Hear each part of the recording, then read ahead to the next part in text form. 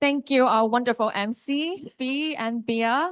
I'm so excited to see everyone here, and I see a lot of familiar faces, our corporate partners, our distinguished policymaker, our nonprofit partners, volunteers, donors. So thank you for coming together to celebrate the impact of Serve-a-thon, but also beyond, because we like to be not just having drinks, but we want to provoke thoughts, and we want everyone to leave thinking, what more can each of us do?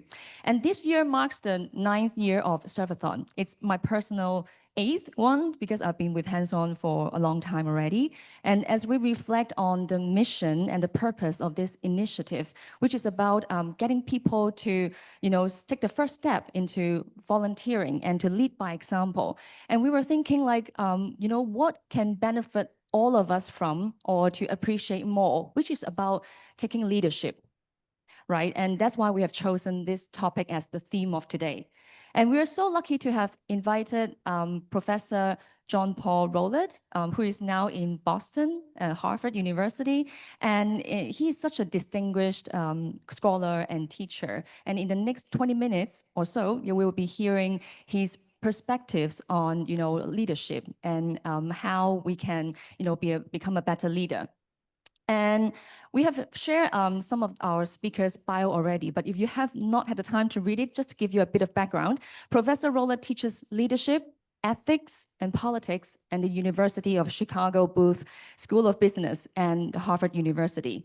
And in addition to his academic work, he has also contributed insightful writings to major publications such as the New York Times, the Atlantic, and the Chicago Booth Review as well. And what makes Professor Rowlett's perspective so relevant today is his view of leadership, and which is not just about power or authority, but as a deeply human arts, one that focuses on connection, on empathy, and inspiring others to be a better selves. So it sounds like what we're doing every day, which is such a privilege. And to me, his view also aligns very closely with the spirit of volunteerism, as volunteers aspire to change not through your titles or day-to-day work, but really beyond what you do every day, and through genuine care and the ability to mobilize people towards shared goals. And this is why leadership matters for everyone and anyone who wishes to make a positive change in the world. So without further ado, let's join me to welcome Professor John Paul Rowlett, who is joining us from Boston right now. Hi. Oh, Lisa, it's such a pleasure to join you all here from the other side of the world. I'm so happy to be here. As you mentioned, in addition to Harvard, I teach at the University of Chicago Booth School of Business, where we actually have a campus in Hong Kong. And one of the great pleasures of my teaching over the last couple of years is to have the chance in March to come to Hong Kong to connect with people. And thanks to our Rustandi Center for Social Innovation at the Booth School of Business, we have people who are there in Hong Kong. We actually have a couple of guests there today. I've had a chance to meet people within the social sector of Hong Kong, and of course, Hands-On Hong Kong specifically. And so it's such an honor for me to get a chance to join you here today. And my only regret is I can't be there in person, but virtually, it's nice to have this chance to connect.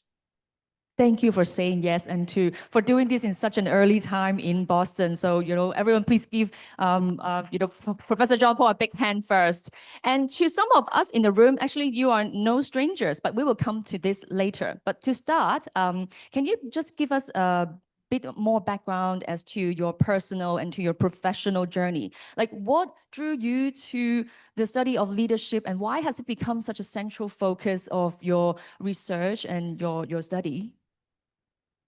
Well, I would say that my entry to leadership and teaching leadership was probably despite the best efforts of my parents. So, like any good parents, you want your child to study something that might bring you to getting a good job that will pay you a lot of money. I never seemed to take that advice from my parents. I was always drawn to the humanities. I wanted to study topics like literature, history, and philosophy. And I think it worried them a great deal that their son would never actually have a good paying job from these studies.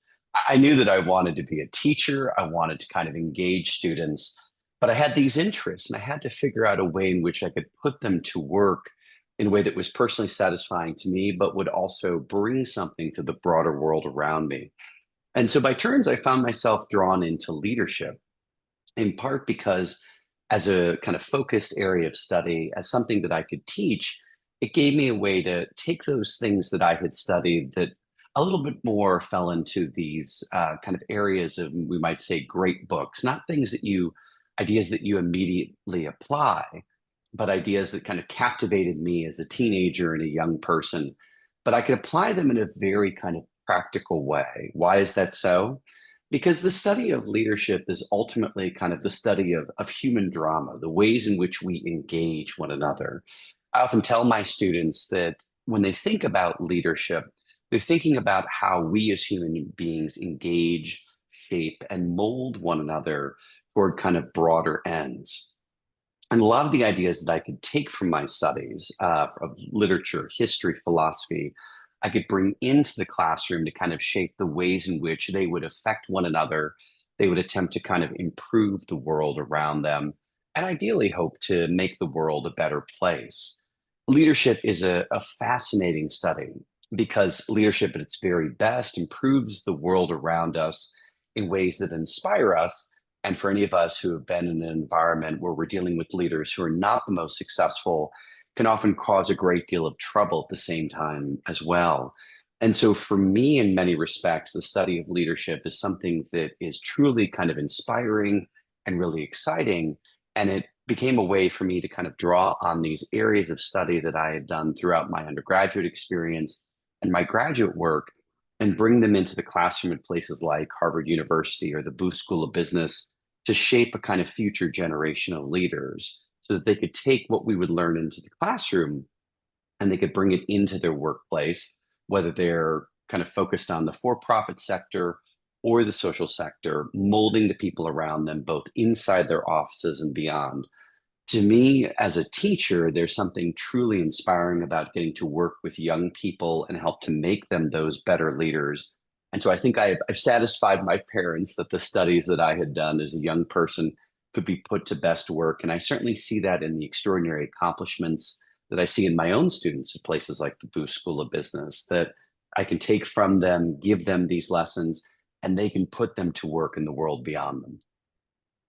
I really agree with that. Like, become a better leader. We help the impact to multiply, right? And we really affecting our younger generations as well. And you often describe leadership as a human art, and it's something that traditional education don't always teach enough or reward enough. Can you elaborate a little bit more on that, and like why is it so important for budding or emerging leaders in this today's world? That why does it matter so much to us? Well, in many respects, I will sometimes tell my students that if they brought their great great grandparents in a time machine to 2025, what probably their great great grandparents would be most kind of surprised by is the extraordinary technology that has transformed our world. It is true. I mean, if we think about it right now, I'm more than 12,000 kilometers away from all of you, but I have this chance to join you by virtue of technology. Technology has just decidedly shaped our world over the last century, and certainly in an age of AI and machine learning, it continues to shape our world fairly dramatically. And yet, we all know, those of us who have been leaders in any kind of workplace, that we can often focus too much on technology. And especially when I'm dealing with younger people who are enamored with every new kind of element of technology made available to them, or the breakthroughs again in things like AI and machine learning, I often try to bring back to their attention that insofar as they aspire to become leaders, that leadership is a human focused art. Yes, technology can help us. It can be kind of tools that help to kind of advance our efforts. But as a leader, you are always working to create the faith, trust, and loyalty consistent with leadership.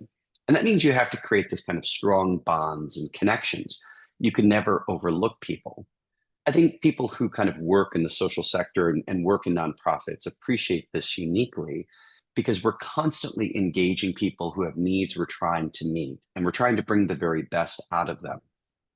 And it is true that technology can help us along the way, it can improve our work, but we can never kind of forget humans in the process. And as leaders, we know that when we begin to forget humans, when we take other people for granted, that is the fastest way to kind of fail as leaders. Now, I think people in an audience such as this would be entirely aware of this fact, but it's often true that when I'm dealing with people who are in their late teens or early 20s, they're so excited to show me exactly what technology can do. They forget that when they're engaged in leadership, they have to connect with others in a deeply human way, and that you'll never put humans totally aside when it comes to questions of leadership. So, how do you take that technology and use it to improve the work you do, as opposed to using technology to push people aside? Leadership will always be that human focused art. It's something that I'm sure everybody in the audience there understands, but it's something that young people and emerging leaders have to have their attention brought to. And so when I'm in the classroom, it's something I always try to connect them to in the work that I'm doing.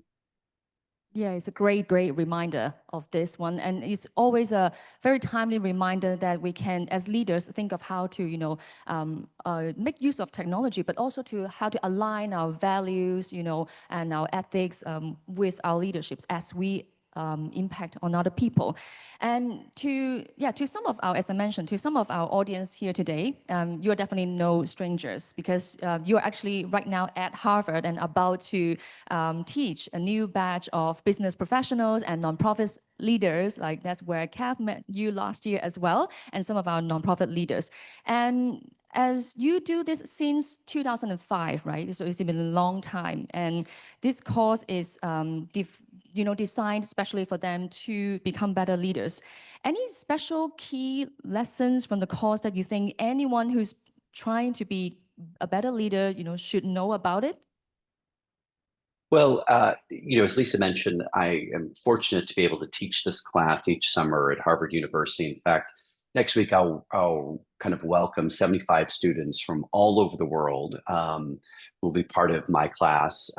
In fact, I think we'll have a few students who are coming from Hong Kong as well too. So I'm very excited to welcome them. I think there are three qualities I always try to communicate to my students when they're thinking about leadership that maybe they overlook. And that's patience, empathy, and personal character. So I think first, if leadership is that human focused art, I often remind students that human beings can be incredibly frustrating, right? As inspiring as human beings can be and as fun as they are to engage, human beings have their own ways of viewing things. Sometimes you give them directions, they don't follow them exactly. Sometimes they push back. And so patience is absolutely essential, in part because you need to be able to engage people where they stand with the kind of views that they have. But often when you're very busy, when those emails are coming in, when you have all those demands, patience is at a premium. But in order to kind of conserve and grow the faith, trust, and loyalty consistent with leadership, patience is essential. The second quality I will always talk about is empathy. In order to engage people who come from very different backgrounds, and of course, in the world that we live in, we're often engaging people who have experiences different from us. Empathy is essential. You can't take other people for granted. You can't necessarily know exactly where they come from. So you have to lean in, listen, and put yourself in their shoes. That's something I think most of us do naturally, but we have to push ourselves a bit when we're dealing with people who come from very different backgrounds. And the final element that I often emphasize is questions of personal character. To the degree you're engaging other people, they're looking for lessons from your personal behavior, how you act and interact and treat others.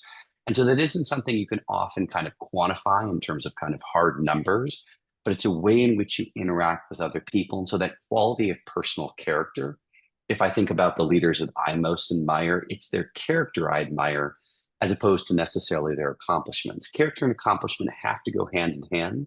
That's something that leaders know and something certainly I try to communicate within my classroom. Great.